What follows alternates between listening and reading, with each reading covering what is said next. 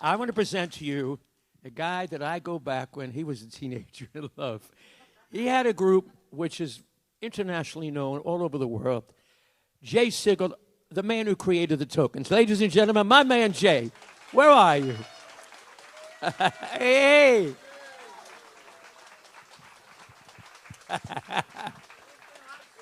Wow.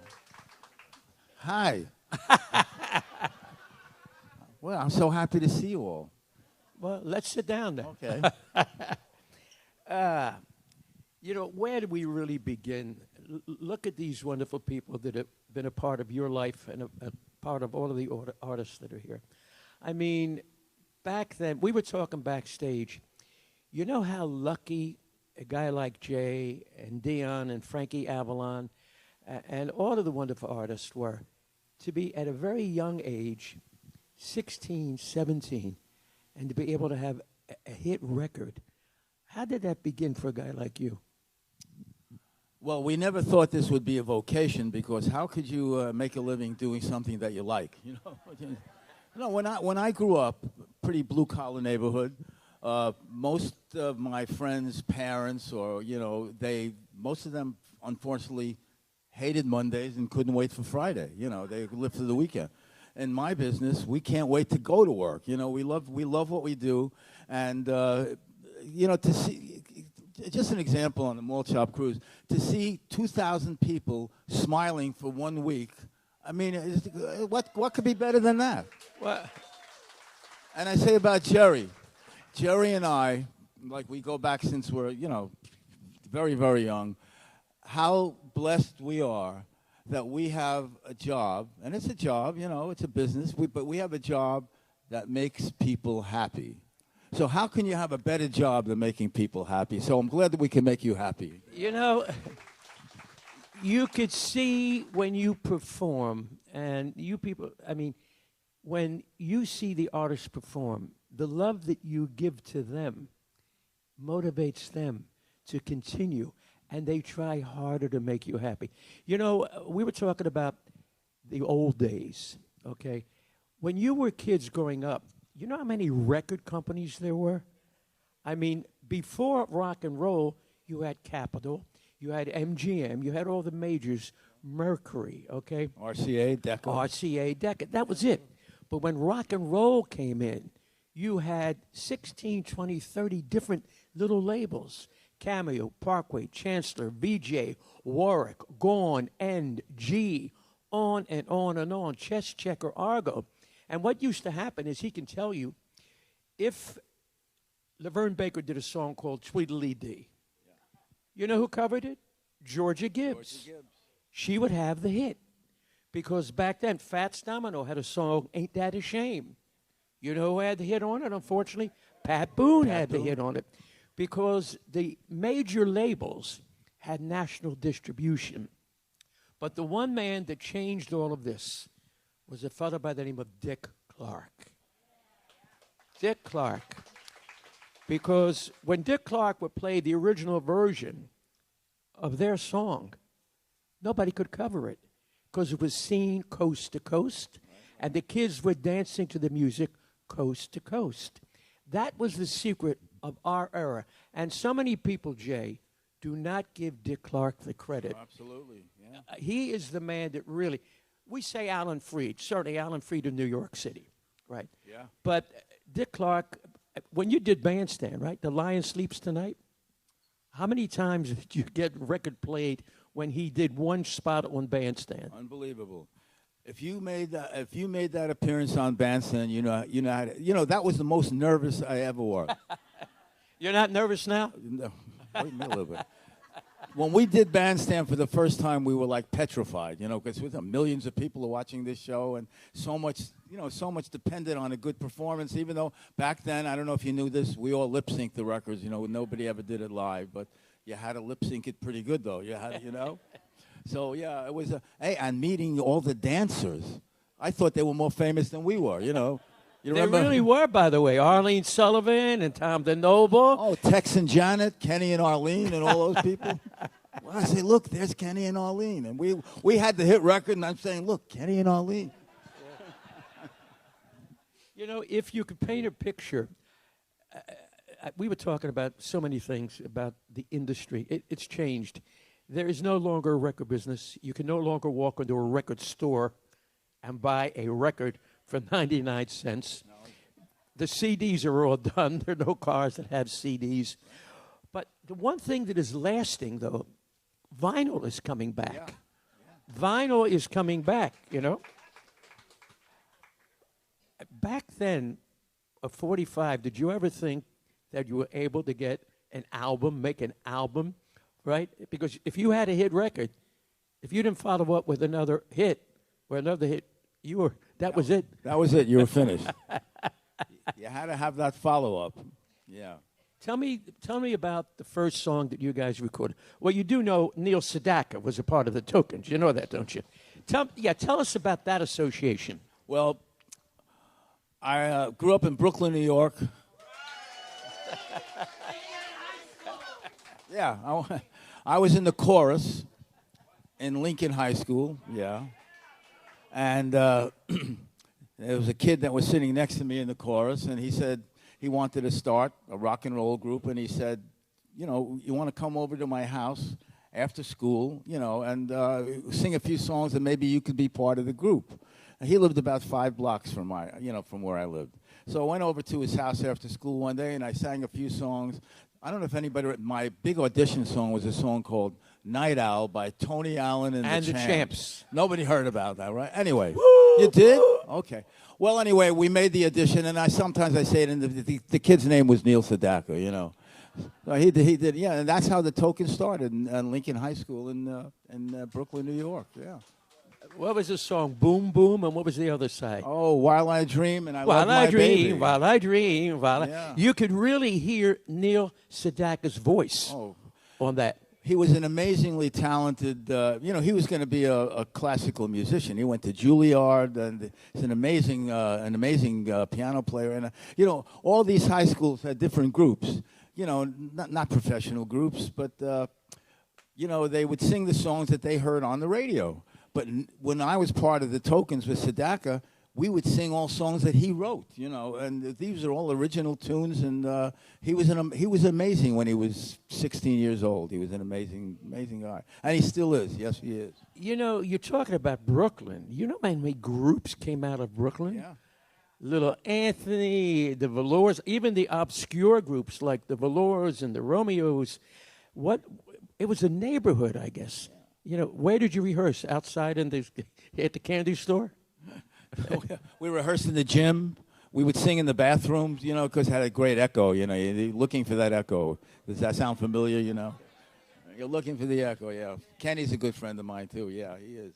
But no, we rehearsed. In the summertime, we would sing on the beach. I lived in Brighton Beach. I lived about 2 blocks from the beach. We'd get together and sing on the boardwalk or sing. Well, that's how we got the girls. Best group got the most girls. They recorded, by the way, we were talking about guys that were visionaries in the industry. A guy by the name of George Goldner, who created Little Anthony, Frankie Lyman, the Chantels, and I can go on and on. The Valentines, we go back with Lily Maybell. Lily Maybell. I love that record. The Valentines.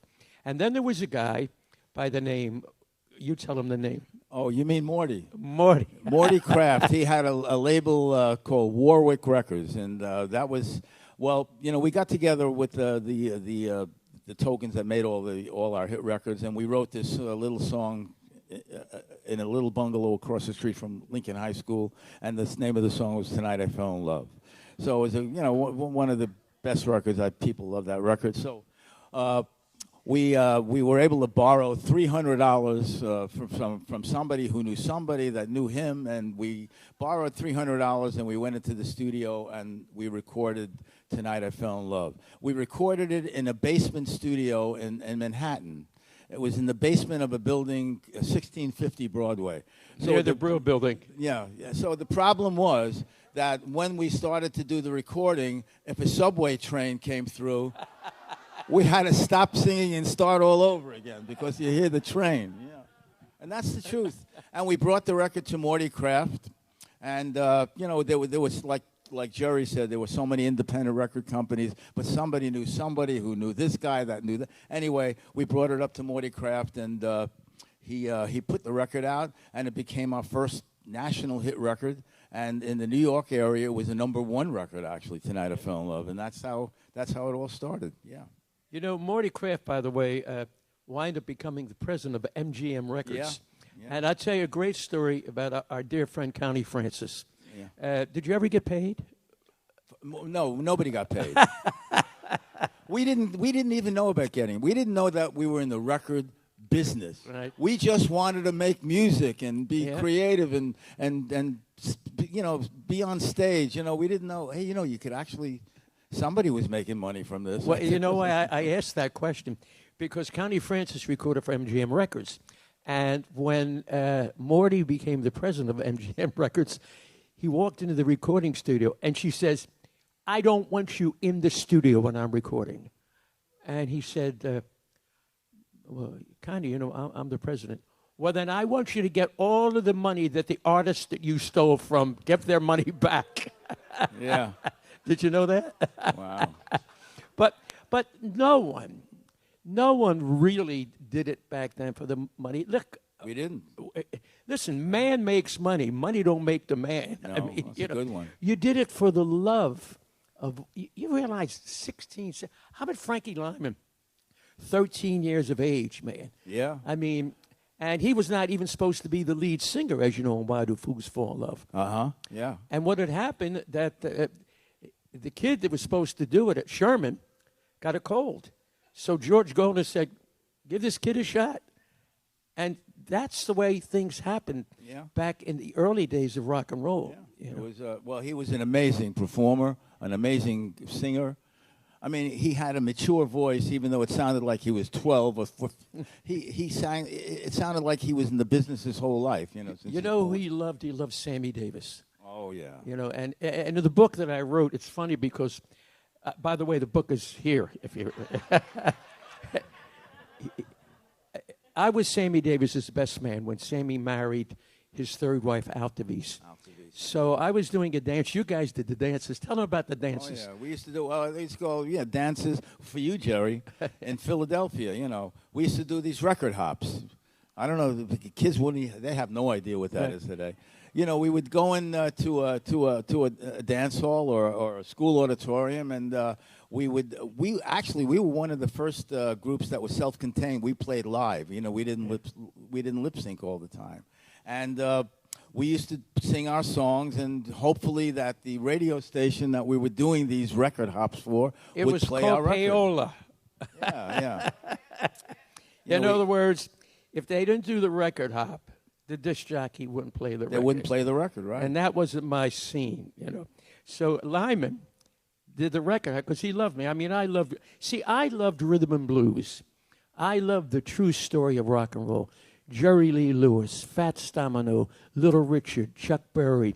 And then when you talk about the groups, the Tokens, the Little Anthony, you talk about all these wonderful groups, the Skyliners, Johnny Maestro. So when Lyman did the record hop, and he was stationed at Fort Dix. This is 1963 or 64, because he passed away 6 months later with an overdose, if you remember that. Yeah. He said, man, I'm at Fort Dix. I got to do the record hop. And at that time, unfortunately, his career in the early 60s was not what it was. I said, what do you want to do? You don't even have a hit record. But I want to meet Sammy Davis. He said, and I know you were Sammy's man.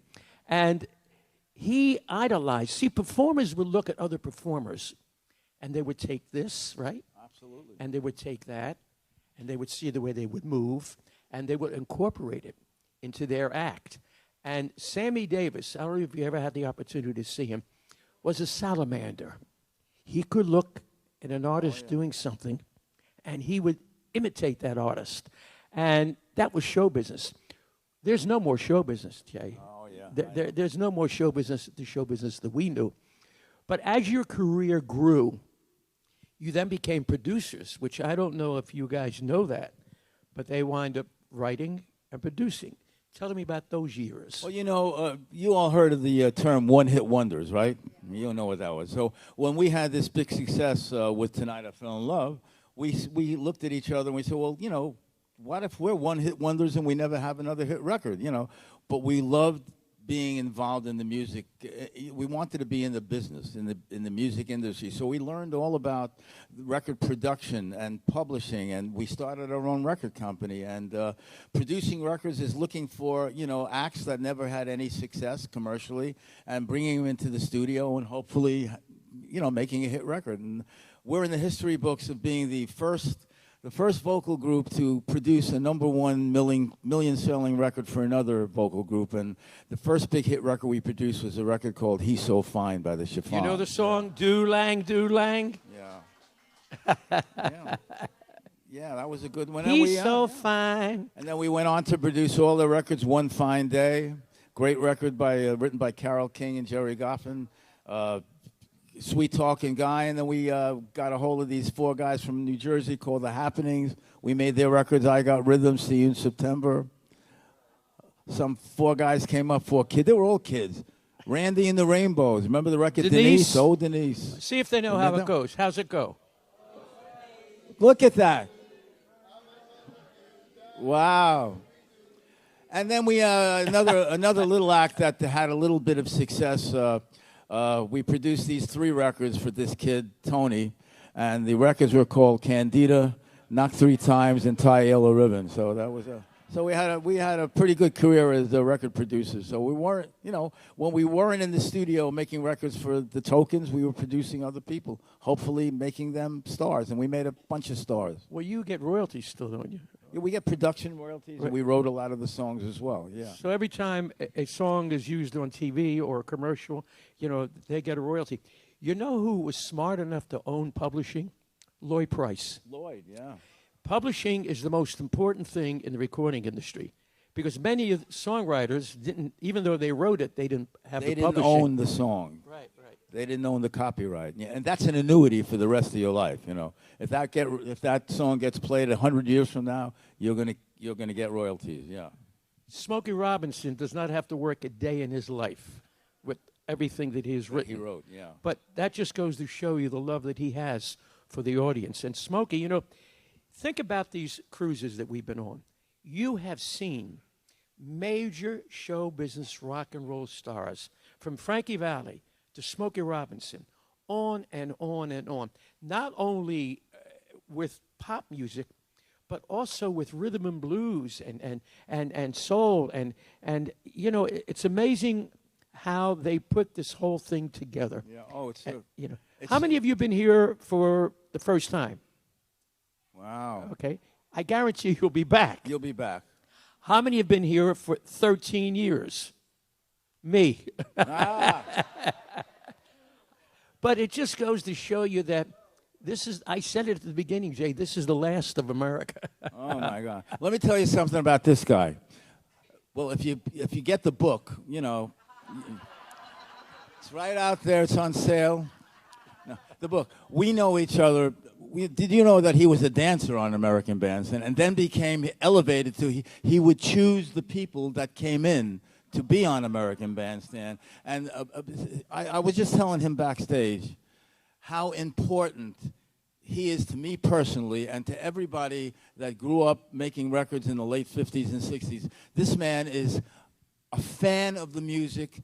He knows all the B-sides. He knows every act. He knows the people. He's a great fan, and he's responsible for a lot of our success. A guy like him, and he's just I love this guy. He's a great guy.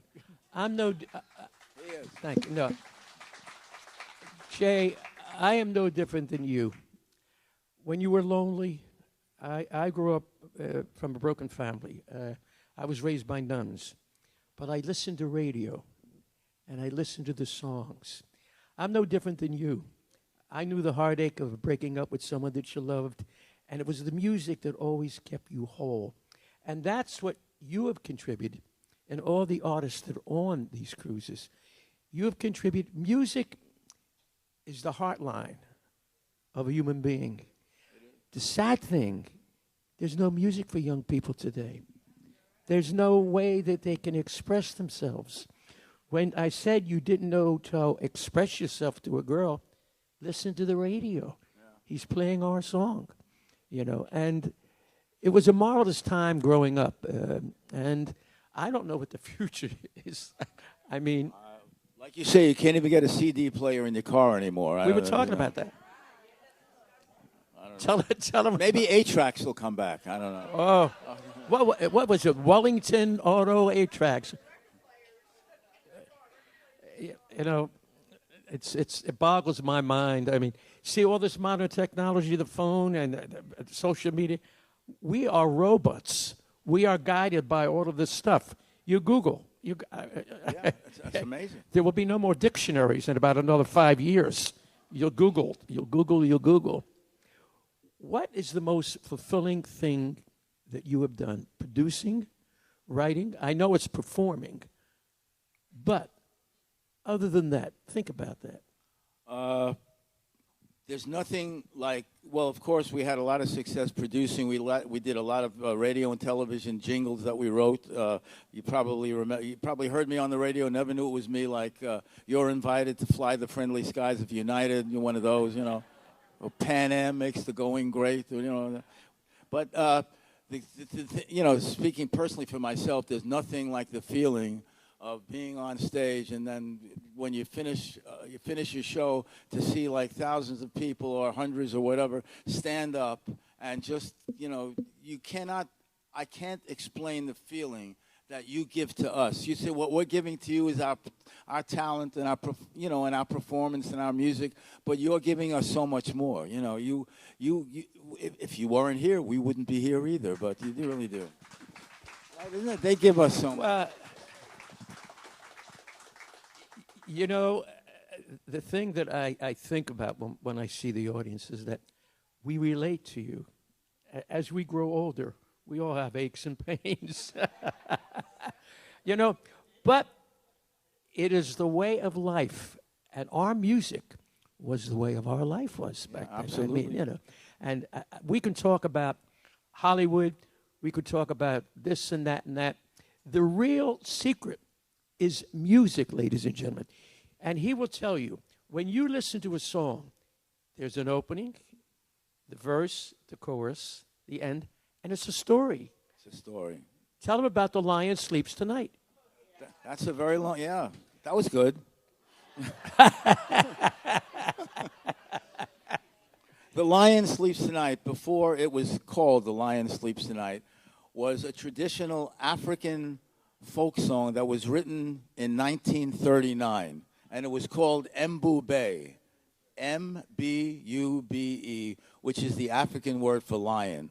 And it was recorded by a group in South Africa called the Evening Birds in 1939. It was just no lyric to it. It was just had that falsetto, you know, and the little chant in the background, and somehow it made its way over to the United States. And Pete Seeger and the Weavers, I don't know if they were one of the biggest folk acts of the of the 50s. They recorded it, and he mistook the word Mbube. He thought it was Wimaway, you know. So that's how. So Wimaway doesn't mean anything, by the way. But it was a mistake. But it was a good one, you know. So anyway, we used to sing that song just for fun because I could do that falsetto part. I hope I could do it Wednesday. I always say I hope it works, you know. So. Our producers at RCA Victor said, you know, we love the way it sounds, but it should have a lyric written to it, because how could you put out a record just with, you know, a falsetto and some kind of chant in the background? So I went to the South African consulate in New York, and I found out what the meaning of the of Wimaway was, and it was a traditional hunting song. It was called an African lullaby. So it was like they would make this when they went on a lion hunt. This is true, by the way. You could look in National Geographic or whatever, and they would sing this song. The lion would be sleeping, and they would be able to make their kill. Sorry to say, and then everybody in the village would have lion meat, you know, to be able to eat for the next 3 months. But that's this real story about, you know, behind the lions. We had a 6-page article in Rolling Stone magazine all about the story about The Lion Sleeps Tonight. Yeah, it's been a hit all over the world twice. So it's an amazing piece of music. I never knew, in my wildest dreams, that that they tell me that it's played every day somewhere in the world every day. Today, somewhere in the When the movie came out, right? I mean, that was good too. I love the story when the movie came out. Tell them the story about you told me about when somebody was it your kids or your grandkids came up? My grandkid. I'm going to tell. Well, I hope you're going to go see my show. But the record became a big hit when The Lion King came out. It became a worldwide hit for the second time in a row. And my granddaughter was in kindergarten, and she told everybody that her grandpa sings that. Nobody believed her. But I'm going to tell you the punchline at the show. All right. I'll tell you what really happened. I don't want to give it away now, okay? It's my granddaughter, so it's a good. She's famous all over the world. She's 25 now, by the way. 25. Yeah. You don't want to give them what you want to do it tonight. Yeah, I'm going to do it at the show. Yeah. So that means you gotta go to the show, and he's going to tell you the story about the second time around. Yeah. Okay. Weemba way. What do you want to do? I mean, people say to me, I'm 82 years old. I used to be 82. Look at him. He's amazing. He's like the Energizer Bunny, right? The guy's amazing, right? Like I say, I want to be like him when I grow down. Smile on. But you look at your career, you're pretty fulfilled. I look at what I've done, and I'm blessed. But where do you go? Where do you go from here? I go to the Malt Shop Cruise. Isn't that where it's at, ladies and gentlemen? What could be better than that? Right? Listen, we got to wrap it up because that beautiful lady who's a producer and a director is doing that like that. Ladies and gentlemen, you know how important you are for the artist. You make them relive again the wonderful days of rock and roll. You do. So we thank you, we love you, and we thank my man Jay Siegel, ladies and gentlemen.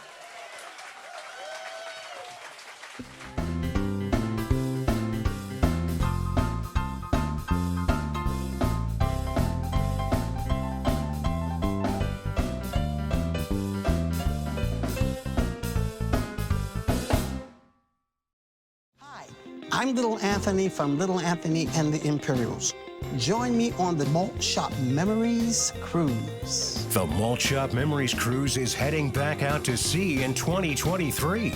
This is going to be one party you won't want to miss. You'll see live performances by rock and roll's biggest stars, including The Temptations, Little Anthony, Jay and the Americans, The Lettermen, Al Jardine, founding member of the Beach Boys and his Endless Summer Band, the Bronx Wanderers, Peter Asher, the Vogues, the Skyliners, the Contours, the Elegants, the Reflections, Linda Gale Lewis, sister of Jerry Lee Lewis, Bobby Wilson, Winter Dance Party, the Everly Set, celebrating the Everly Brothers, of course our main man, MC extraordinaire Jerry Blavat, and many more surprises to be added. We're sailing back to the best era in music, October 28th to November 4th, 2023, on Holland America Line's New Amsterdam, leaving Fort Lauderdale and making ports of call in Aruba and Curacao. Pack your favorite poodle skirts and Letterman jackets and get ready to relive your favorite memories while creating unforgettable new ones. All the live music, the dancing, the Q&As and interviews, and all the fun you're experiencing this week will be back next year for 2023's greatest rock and roll party at sea. Don't forget, as a valued 2022 guest, you're eligible for the lowest cabin pricing for next year's cruise, but it's only available when you book on board during this trip, so don't wait. Our friendly sales staff members are located in the Hudson Room on Deck 3 this week and are happy to assist you with your 2023 reservation. The Malt Shop Memories Cruise just keeps getting better and better, so be sure to join us in 2023. Don't miss the boat.